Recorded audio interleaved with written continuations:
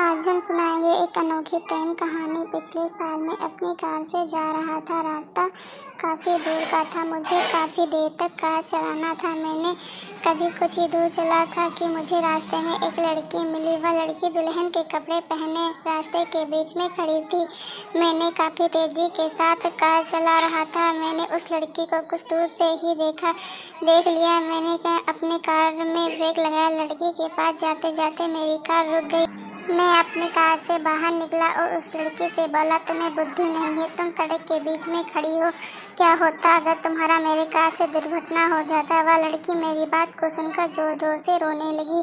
वह बोली, अब मैं जिंदा नहीं रहना चाहती हूँ। फिर से वह रोने लगी।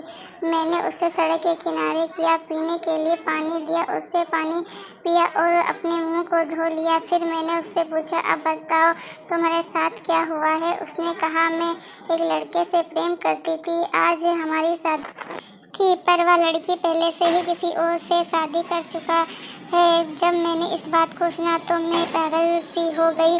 अब मुझे शर्म भी आ रहा था, इसलिए मैंने अपने घर से भाग गया। ये मैंने कहा, ठीक है, अब पर तुम्हें अपने घर से इस तरह नहीं भागना चाहिए। वैसे तुम्हारा घर कहाँ है? उसका घर वहीं था जहाँ मुझे अपने घर से जाना था।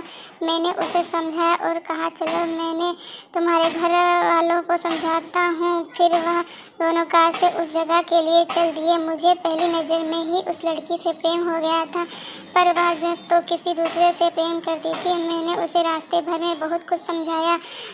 अब वह अपने मन को शांत कर रही और जो कुछ हुआ उसे भूल भी रही थी। कुछ ही देर में हम उस लड़के के घर पहुंच गए। लड़के के पिता हमें रास्ते में ही मिले। मैंने उन्हें पहचान लिया। वह मेरे कंपनी में काम करते थे। हम उनके घर गए। उनका घर काफ़ी छोटा सा था। घर मानो तो जब कभी भी गिर सकता था। उन्होंने मुझे बताया कि मैंने अपने जीवन भर की कमाई अपनी लड़की की शादी के लिए रखा था, पर आज मेरा सारा पैसा बर्बाद हो गया। अब मैं कैसे अपनी लड़की की शादी कर पाऊंगा? यह कहते हुए उनकी आंखों में आंसू आ गया।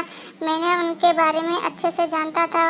वह काफ़ी ईमानदार थे। उनके दुख को मैं समझ पा रहा था। अब मैं क्या करूं? मुझे कुछ भी समझ नहीं आ रहा था। कुछ देर के सोचने के बाद मैंने कहा, अगर आप मुझे अपनी लड़की के काबिल समझे तो मैं शादी के लिए तैयार हूँ। लड़की और उनके माता पिता दोनों ही खुश हो गए और जो भी रास्ते में उनकी लड़की को ताने मार रहे थे वह सभी शांत हो गए। फिर क्या था, मैंने उस लड़की से शादी कर ली। आज मैं बहुत खुश हूँ। दोस्तों, अगर आपको ये कहानी पसंद आई हो तो please like, comment, share, subscribe ज़रूर करना।